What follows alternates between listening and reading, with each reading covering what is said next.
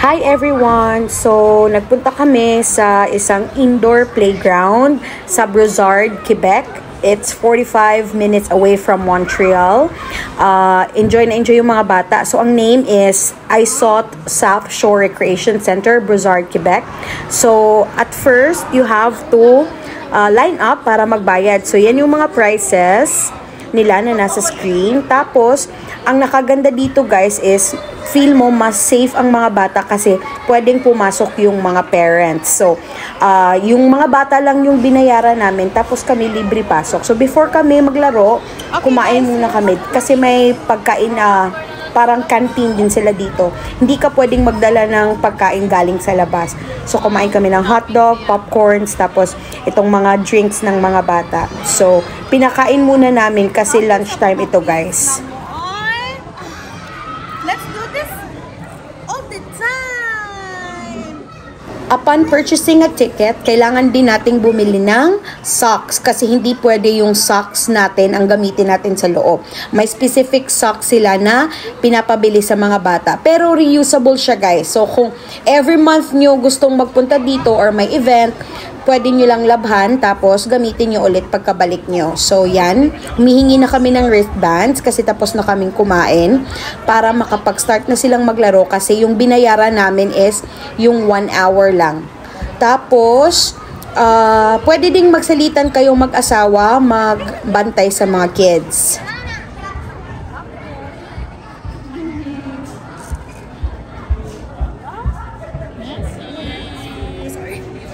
Go ahead.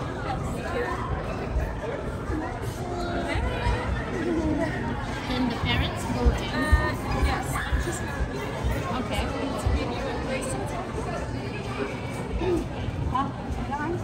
There's no limit, like both the parents can go? Just like shop or? Yeah. No. Watch them. Oh, yeah. And if there's a need to jump, we'll jump because maybe they fall. And me? Can I ask one more for my husband? Yeah. And me and my husband too. We just want to see. I'll ask him to come. Perfect.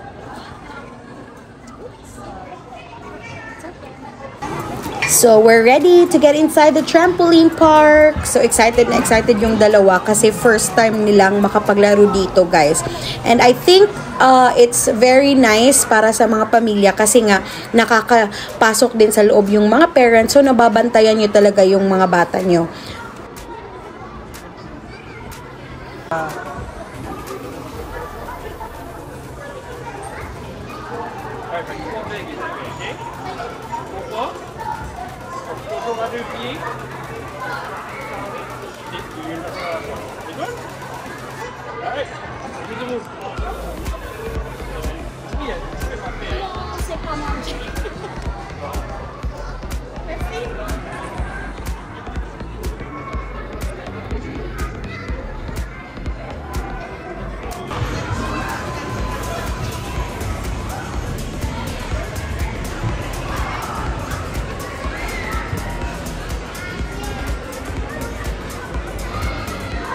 Kung nakikita nyo naman guys, marami din silang mga staff na nakapalibot sa buong play area. So, makikita talaga kung sino hindi nagpo-follow ng rules.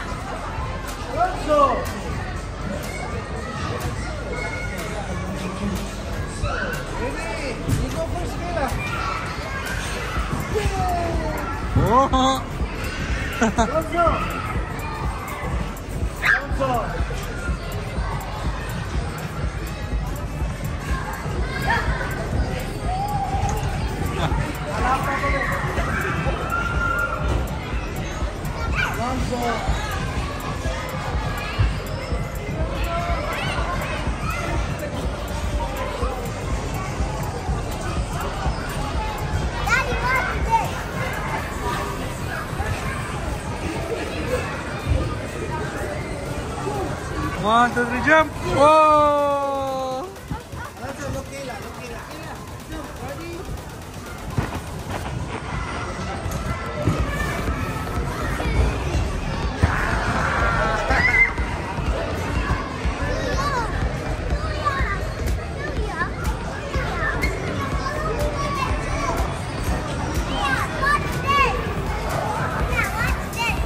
Yeah, return it dito, kuya. This is not supposed to be here. No. Kian?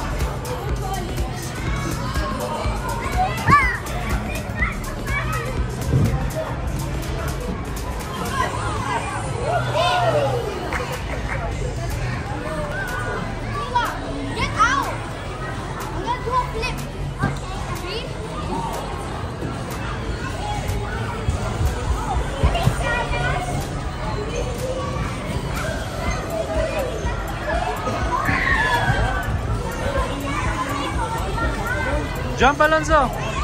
Jump over there! Over here! Here!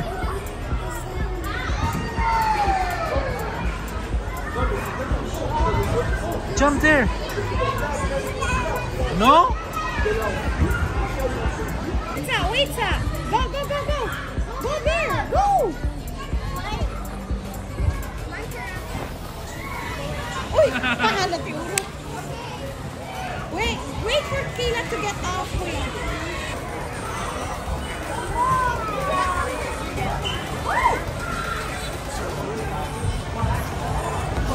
Whoa! Okay, get off. Kayla can have it.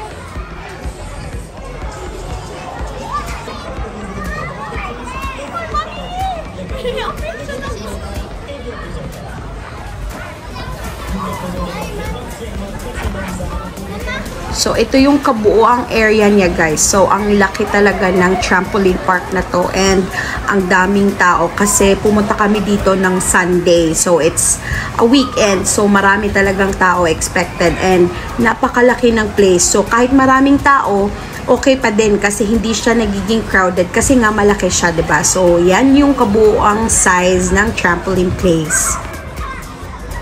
Hindi lang to pang bata, guys, pati na rin sa parents. So, sa kitang-kita nyo naman, ako din nag-i-enjoy, 'di ba?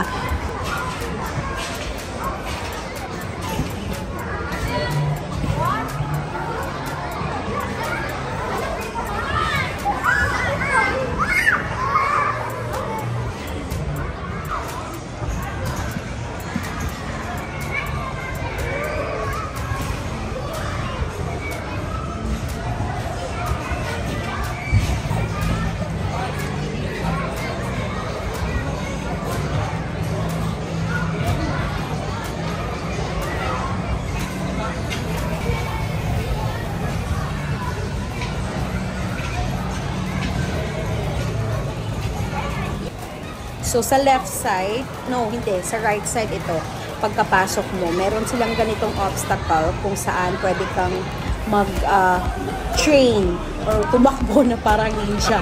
So, kailangan mong bilisan para makaabot ka doon sa another end.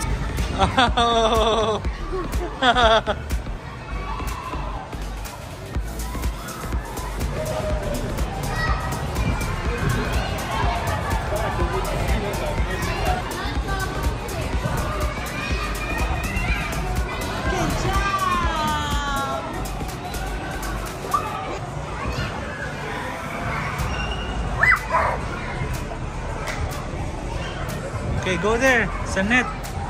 Sanet, climb. Yeah, climb. And then go to other net. Go to the other net. Over here, the black one. There.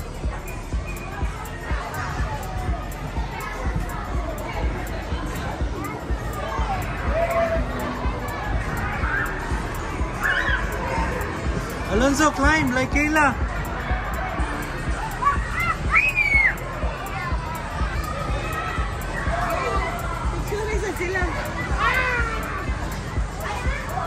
Okay, go to the other side.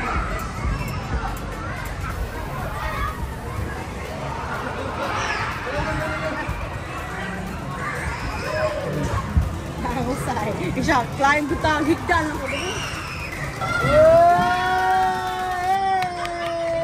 Come back, Alonzo. Alonzo.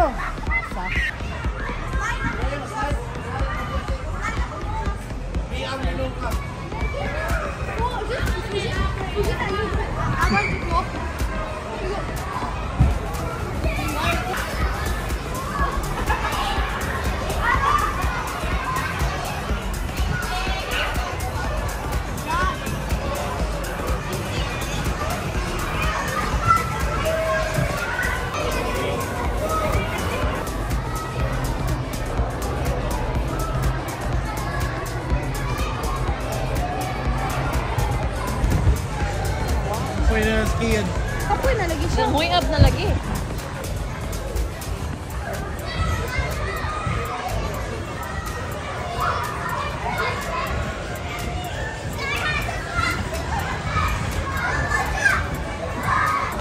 So, perfect activity siya for your kids during winter time kasi nga hindi sila nakakapaglaro sa labas dahil malamig. So, maraming mga indoor playgrounds dito sa Canada para makapaglaro pa din ang mga kids at maging energetic kahit sa winter time. So, sa left side naman, meron ding trampoline/basketball. So, sa mga basketball fans, pwede din kayo dito kasi nga nakakapaglaro pa din ng basketball kahit nga winter sa labas.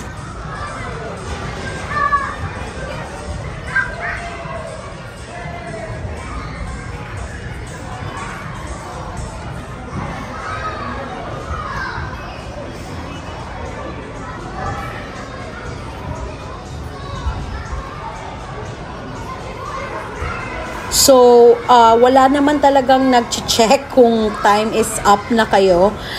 Dito kasi guys, dapat honest ka lang kung anong time ka nag-start, dapat i-take note mo kung anong time ka din mag-e-end. So, after an hour and a half, natapos din yung time ng mga bata, umalis na kami kasi uuwi pa kami sa bahay namin, which is 1 hour and 30 minutes away from this place. So, yun lang guys. Thank you guys for watching. Have a nice day. See you again.